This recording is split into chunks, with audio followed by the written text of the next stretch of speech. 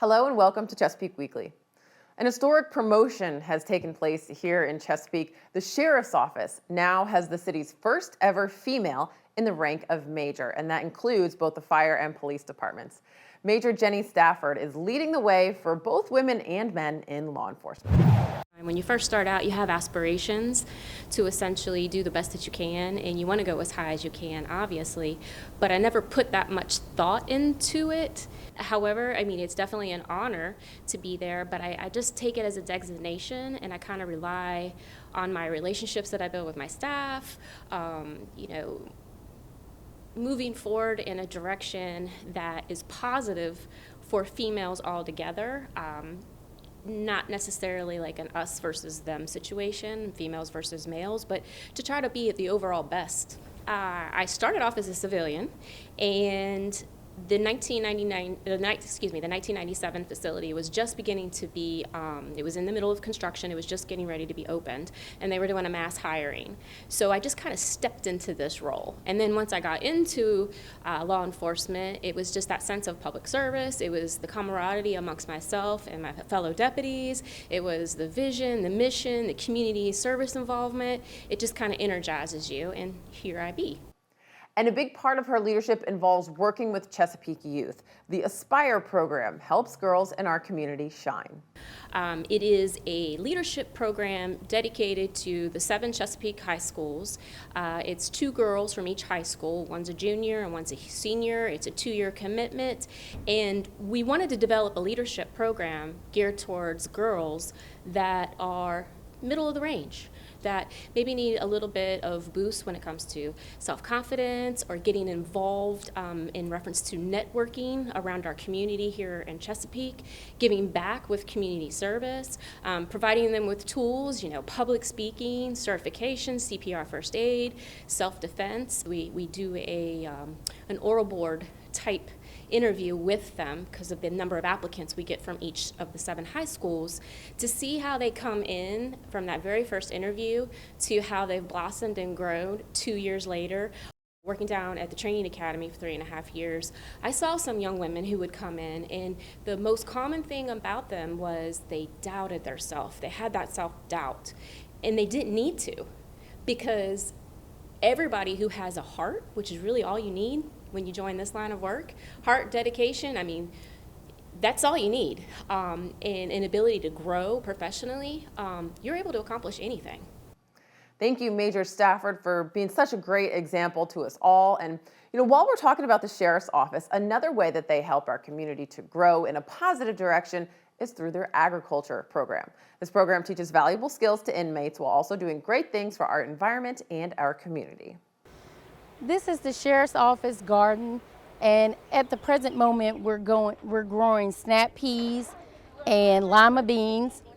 We have garlic, we have collards, and soon we'll be planting tomatoes. Well, our partnership started back in 2009, so we've been working with the Elizabeth River Project for that long, and we have this horticultural program that helps bridge our female inmates so they can be part of something that's bigger than what they are, which is to bring food that is grown organically here at the Sheriff's Office to people in need. They've advanced to the top level of the program, which is model level, which means they're a community leader in environmental stewardship.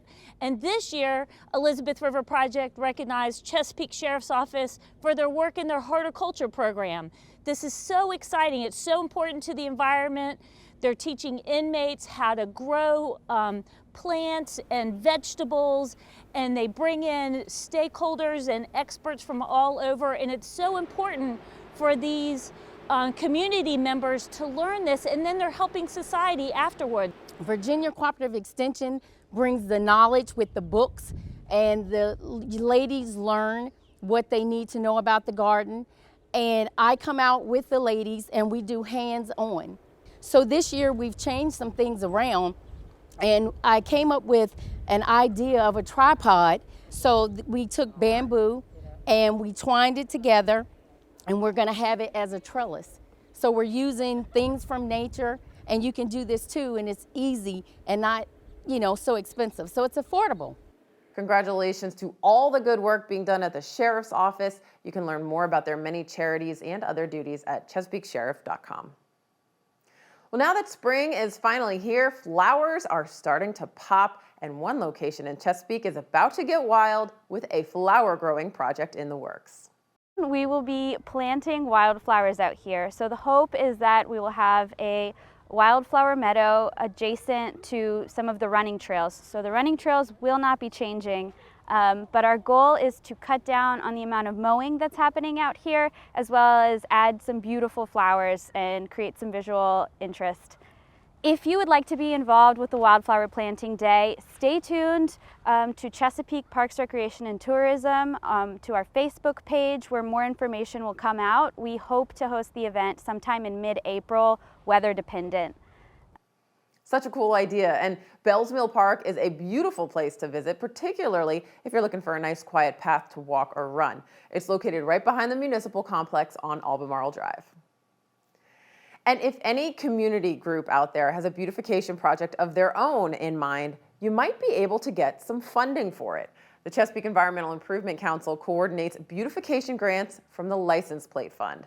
It's funded by a portion of the sales of a specialty beautification and conservation license plate that can be purchased through the DMV. Qualifying projects must be done on city-owned land and must be feasible both when it comes to installation and maintenance.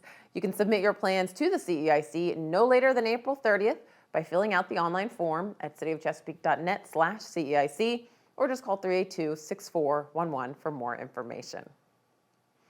A Chesapeake nonprofit cut the ribbon on their new location last week. The Neighborhood is an organization that provides those in need with personal development training, job training, and community connections. It's a unique approach to addressing poverty because instead of just dealing with the immediate crises that these community members may be in, the Neighborhood provides them with a pathway to financial stability. We're so proud of what they're doing here in our city, and we're delighted to see their new digs. And this is what I love about Neighborhood, because you extend those lofty goals to so many people. And that's our real challenge as a city, to make it an exceptional place, not just for some, but for everyone. And Steve, the comments that you made about the equity and getting it out for everyone, that is truly the heart of our city. It's who we've been since I've been in this city, which has been a long time. It's a massive day to be able to move into a brand new campus, a brand new community center. We have been able to run 35 individuals through our career and community development program from a 620 square foot office, and to be able to move into really 3 times that size gives us so much more flexibility, opportunity to allow more individuals to come through the program and really be an integral part of the community for a long time. So Neighborhood is a career and community development program that runs for 6 months and allows our hardworking neighbors who are still struggling to get by to step into a layered network of training and support so that they can secure a living wage career. And within that 6 month, we infuse a ton of connections, give them a full tuition scholarship for a credential, and connect them with employment. There are a lot of opportunities to get involved with the Neighborhood, from volunteering to partnering to much more. Reach out to see how you can help by visiting thisisneighborhood.com or by calling 204-1425. Chesapeake Animal Services is hosting a month-long adoption event. Throughout the month of April, you can adopt a cat or a dog that's at least 1 year old for just $35. If you're looking for a fur friend, now is definitely the time to get one because there are many, many available at Chesapeake Animal Services. In fact, they released some startling statistics just a couple of weeks ago as to why they are almost at capacity. So during a 20-day period in March, they took in 67 surrendered animals and 75 strays. That's over 140 animals in just 20 days. Here's more from Chesapeake Animal Services. We've seen an increase in intakes over the last couple months, and we really want our animals to have the opportunity to find a forever home. So we are running this special so that in hopes of finding those families. There are many ways that the public can help our shelter. First of all, with your own pets, we always encourage spay and neutering to prevent the homeless animal population, we really want you to put IDs on your pets so that if you do lose them, that we're able to return them to you in a quick manner. That way our shelter stays available for those strays that need the space. In addition to that, we would love for you to come adopt. If you can't adopt, we'd love for you to donate your time or supplies to our shelter. We also have fostering opportunities, and you can also participate in our Snout and About program. So maybe you're not in a position to adopt, but you really enjoy dogs.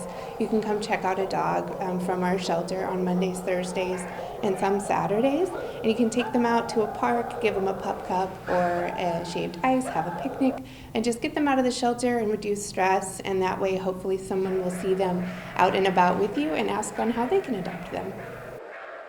So again, stop by the shelter to see who might be waiting there for you. Find them at 2100 South Military Highway and learn more by following them on Facebook or visiting cityofchesapeake.net/animal services. And just a quick reminder that we are still in the thick of budget season. So the city manager presented his proposed budget to City Council at their March 22nd meeting. You can watch that entire presentation and all associated documents at cityofchesapeake.net/budget. So now is a really great time to get involved and to give council your thoughts and opinions on the proposed budget. So on April 12th, there will be a public hearing on real estate assessments, and on April 26th, there will be a public hearing for tax and fee rate adjustments and the budgets. These are all during the regular council meeting for that week, so 6:30 p.m. on Tuesday. Council will adopt the budget on May 10th. So again, view all the presentation and document information at cityofchesapeake.net/budget and plan to submit your comments or come to a council meeting to make your voice heard. Well, that does it for this episode of Chesapeake Weekly. We'll leave you now with what Parks and Rec has coming up this week. Thank you so much for joining us. Have a great week.